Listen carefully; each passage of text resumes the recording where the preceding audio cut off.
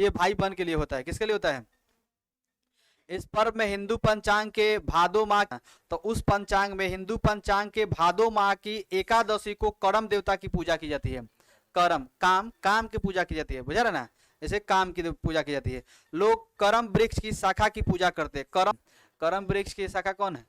कि जो करम वृक्ष की शाखा की पूजा करते हैं, उपवास रखते हैं, इसमें उपवास रखा जाता है, उपवास रखते हैं और लोक संगीत का नृत्य के साथ करम की कथा सुनते हैं। लोक संगीत भी होता है, इसमें लोग गीत भी बजाते हैं और साथ साथ में नृत्य के साथ, जैसे गीत गाकर नाचना उचना भी, नृत्य करना भी होता है। नृत्य के साथ करम की कथा सुनते हैं।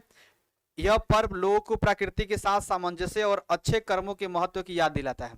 यह जो पर्व होता है लोगों की प्रकृति के साथ, मतलब जो प्रकृति की चीजें हैं और उसके साथ कर्म धर्म पूजा का महत्व क्या होता है? प्रकृति की पूजा, भाई बहन का प्रेम, अच्छे कर्मों का संदेश, फसल और स्वास्थ्य, ये होता है। तो प्रकृति की पूजा क्या होती है? करम वृक्ष की पूजा करके प्रकृति और उसके संसाधन के प्रति सम्मान और आभार व्यक्त किया जाता है, क्योंकि यह वृक्ष 24 घंटे ऑक्सीजन देता है। एक तो इसे हम लोग पूजा करते हैं ताकि 24 घंटा क्या करते हैं? ऑक्सीजन देता है। कौन? करम वृक्ष, करम। दूसरा, यह पर भाई बहन द्वारा दीर्घायु और खुशहाली के लिए रखे जाने वाले उपवास के कारण भाई बहन का प्रेम प्रतीक माना जाता है। अब यह पर्व जो है भाई बहन के द्वारा बनाया गया, जैसे दीर्घायु माने ज्यादा लंबा उसका उम्र रहे और खुशहाल रहे, इसलिए भाई के लिए ये होता है।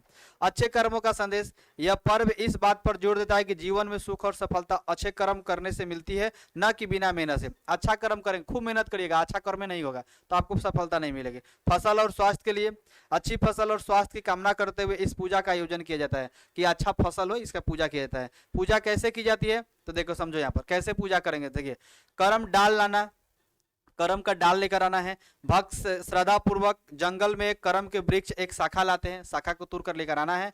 अब व्रत रखना, देखिए बुझा रहा ना, इसका डाल देखिए तोड़ के ला के कहीं भी लगा सकते हैं। व्रत रखना, कई लोग विशेषकर लड़कियां इस दिन निर्जला उपवास रखती है।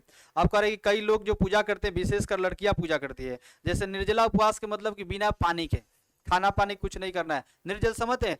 करम डाल को घर में स्थापित करना, करम डाल जो होता है उसको घर में स्थापित करना। करम वृक्ष की डाली को घर में, आंगन में स्थापित किया जाता है। करम का वृक्ष जो डाली होगा लाइए और उसको कहाँ रख देना है?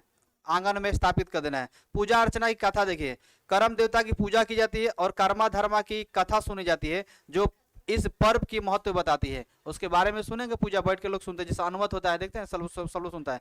नृत्य और संगीत देखिए, रात भर पारंपरिक संगीत और नृत्य करम नाच होता है और सुबह जावा बीज की नदी या तालाब में विसर्जित पर्व का समापन किया जाता है। जावा जो बीज होता है उसको नदी तालाब में क्या विसर्जित किया जाता है, यानी उसको उठा लेंगे और उठा के सब नदी में प्रवाह कर देंगे, वही होता है।